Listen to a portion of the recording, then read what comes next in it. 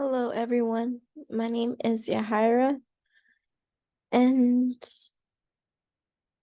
after watching the film 13th, I was sad to see how the criminal justice system works in our country.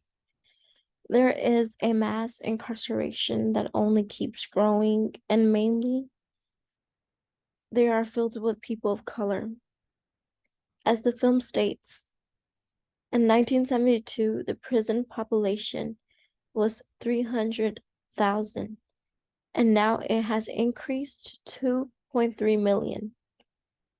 The US has the highest incarceration in the world, and it keeps only increasing.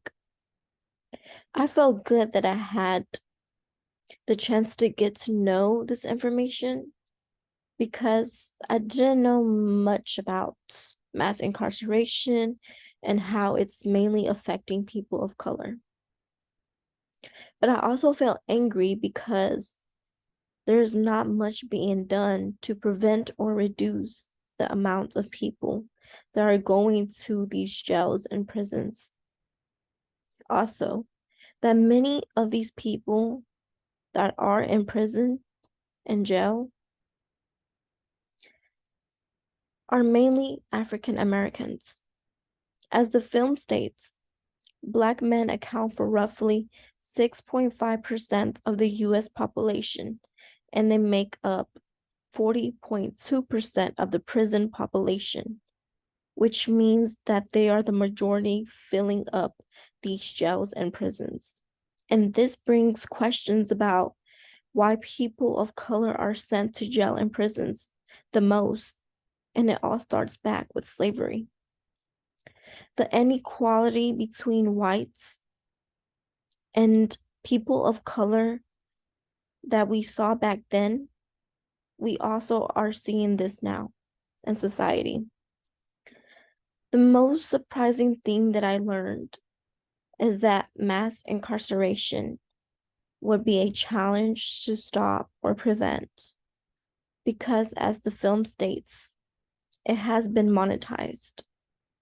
The functions of the prisons and jails is to keep bringing prisoners in order to punish them and make money from them. As the film states, prison labor partnerships between correctional industries and private business are growing into a multi-billion-dollar industry in America. Inmates are doing free labor for companies to make money, and since these companies are making money, they would not want the prison or jails to stop functioning. It will be a loss for them and for the jails and prisons. And this is only increasing the number of people going in of these jails and prisons, which are people of color. For question number 2, a factor that allowed a system of racial control to replicate itself was the formation of mass incarceration, which is a form of oppression that has targeted mainly people of color and has stripped them away from their freedom, setting them apart from society. Mass incarceration criminalizes people of color. This new system has been created in society. And we can see that police violence have been associated with mass incarcerations as well, because we see many police target people of color and even have killed them because of their race or status. The mass of incarceration reformed an era where there was an inequality between whites and blacks. As the film states, the war on drugs was coined by President Richard Nixon, but it was put into action by Ronald Reagan.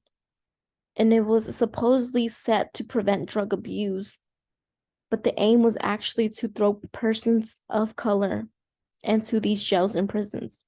And it hurted so many Black communities and Latino communities because families were being sent to, not families, but supposedly criminals were being sent to these prisons and jails, and families were, you know, torn, taken apart, torn away, and people of color were being accused of crime for the possession of drugs, and their sentences would be long.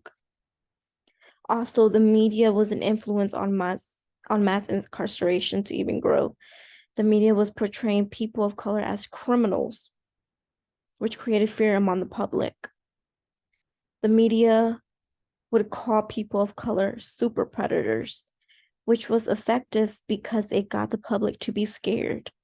Stereotypes were being made that all people of color were criminals, and this had embedded in the minds of the people, of the public, which also resulted in many people of color going into jails and prisons fast.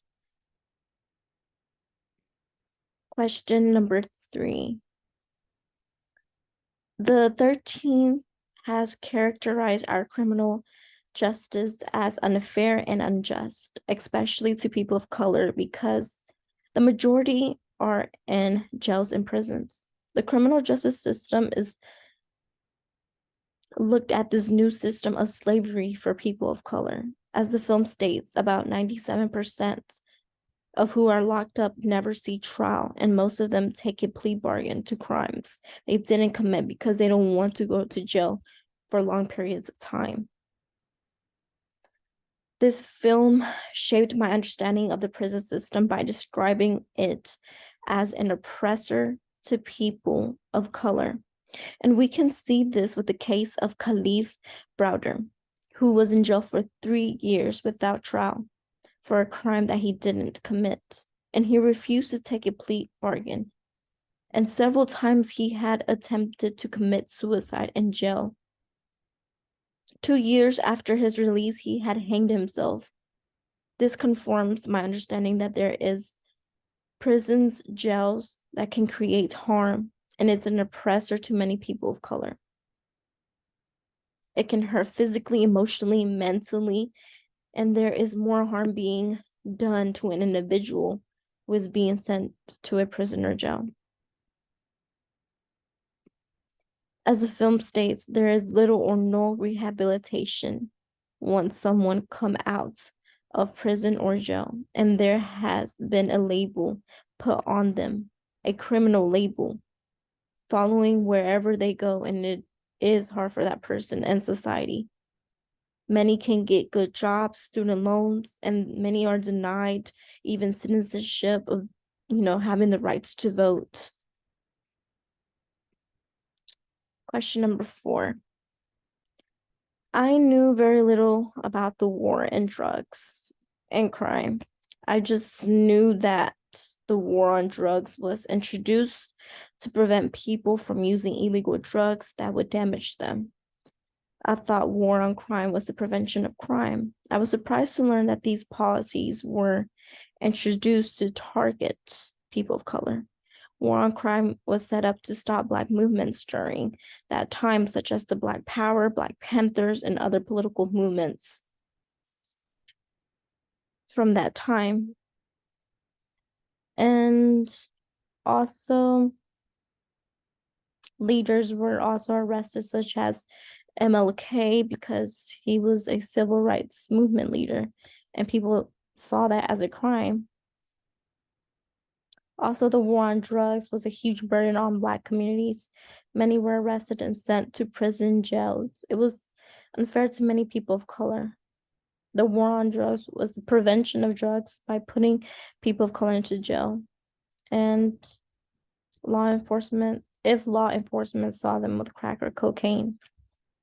In a case that showcases the active role of the state targeting and criminalizing communities of color is when Congress proposed a $30 billion federal crime bill in 1994, which resulted in the expansion of mass incarceration that were affecting people of color.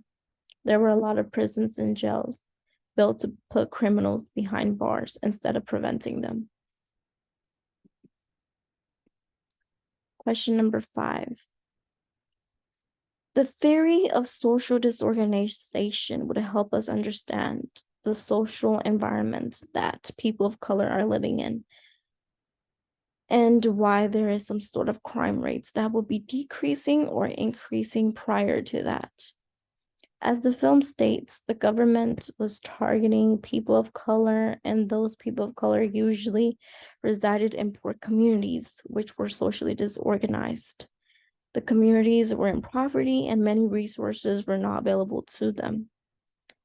But in this instance, I feel like what matters most was how society viewed people of color by labeling them as criminals.